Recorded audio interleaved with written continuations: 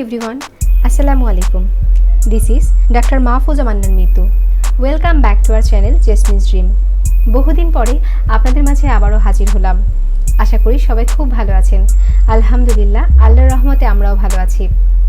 সবসময় তো আম্মুর হাতের রান্না শেয়ার করি।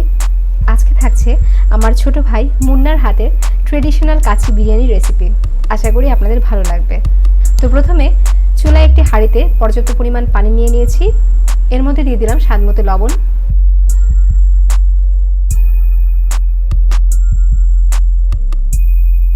2 টেবিল চামচ সয়াবিন তেল, 4টি লবঙ্গ, 3 টুকরো দারুচিনি, 2টি তেজপাতা, 3টি এলাচ, 1 চা চামচ শাহি জিরা, নেড়ে মিক্স করে নিচ্ছি। দিয়ে দিচ্ছি খুব সামান্য পরিমাণ গরম মশলা গুঁড়ি, এটা অপশনাল। পানিটা ফুটে উঠলে এর মধ্যে দিয়ে দিচ্ছি আগে থেকে ধুয়ে রাখা পোলাওয়ের চাল। এখানে 1 কেজি পরিমাণ পোলাওয়ের চাল নিয়েছি। একবার বলক আসলেই সাথে সাথে পোলাওটাকে একটা স্ট্রেনারে ঢেলে নিতে হবে এবং পানি ঝরিয়ে নিতে হবে। এখানে প্রায় 2 কেজি পরিমাণ খাসির মাংস নিয়েছি। মেরিনেশনের জন্য প্রথমে দিয়ে দিচ্ছি 1.5 কাপ টক দই, 1 প্যাকেট রেডিমেড বিরিয়ানি মশলা, স্বাদমতো লবণ। রেডিমেড বিরিয়ানি মশলায় জয়ফল, জয়ত্রী, গরম মশলা গুঁড়ো, চিলি ফ্লেক্স সব কিছু মিক্স করা থাকে। দিয়ে দিচ্ছি 2 টেবিল চামচ মরিচের গুঁড়া, 2 টেবিল চামচ রসুন পেস্ট, 3 টেবিল চামচ আদা পেস্ট, 1/4 কাপ পেঁয়াজ বেরেস্তা,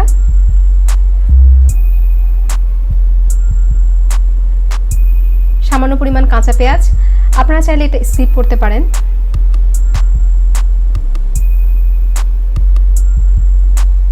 প্রায় 1 কাপ সয়াবিন তেল।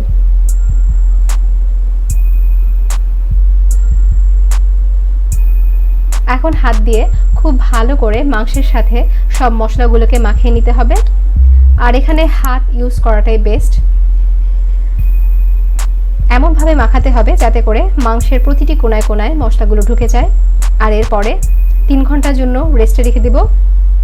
এদিকে 4-5টি আলু এভাবে কেটে সামান্য পরিমাণ জর্দার রং দিয়ে ঘিয়ে ভেজে নিচ্ছি। জাস্ট ঝলসে নিলেই হবে। যেই প্যানে বিরিয়ানি করব সেই প্যানে প্রথমে মেরিনেট করা মাংসটা বিছিয়ে নিলাম, উপর দিয়ে আলুগুলো দিয়ে দিলাম। এতে করে মশলার ফ্লেভারটা আলুতে ঢুকবে। দিয়ে দিলাম 3 টেবিল চামচ গুঁড়ো দুধ,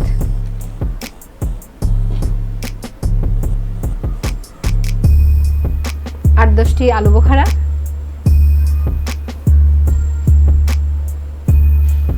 আর 10টি কাঁচামরিচ। আপনারা চাইলে কাঁচামরিচ আর একটু কমিয়ে নিতে পারেন। এখন উপর দিয়ে 70% সিদ্ধ হওয়া পোলাওটা দিয়ে দিতে হবে।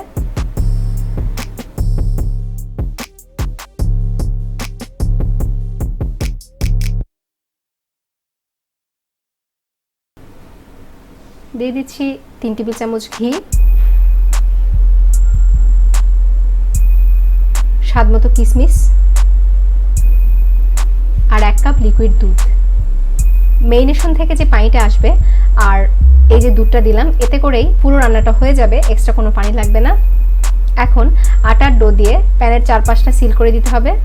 আর আটার ডোটা মিডিয়াম সফট হলেই হবে।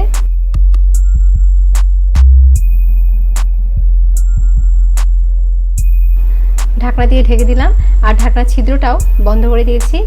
এখন চুলায় একটা তাওয়া বসিয়ে তার উপরে প্যানটা বসিয়ে দিতে হবে। প্রথমে হাই হিটে 10 মিনিট রাখতে হবে, এরপরে মিডিয়াম লো হিটে 45 মিনিট রান্না করতে হবে।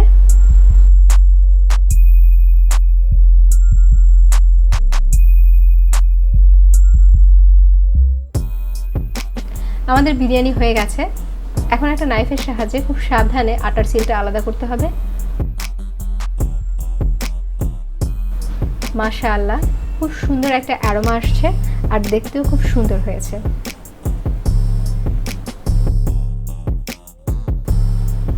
এখন একটা চামচের সাহায্যে পোলাওয়ের সাথে মাংসটাকে নিচ থেকে উপরে মিক্স করতে হবে। আমার ছোট ভাই তার পছন্দ মতো নিজের বুদ্ধি দিয়ে আজকের রেসিপিটা শেয়ার করেছে। আশা করি আপনাদের ভালো লেগেছে। এখন একটা সার্ভিং ডিশে বিরিয়ানি সার্ভ করে নিচ্ছি। এমনভাবে সার্ভ করতে হবে যাতে করে পোলাওয়ের সাথে মাংস, আলু সব কিছু উঠে আসে। দেখতে মাশাআল্লাহ অনেক ইয়াম্মি হয়েছে অ্যান্ড খেতেও অনেক টেস্টি হয়েছে।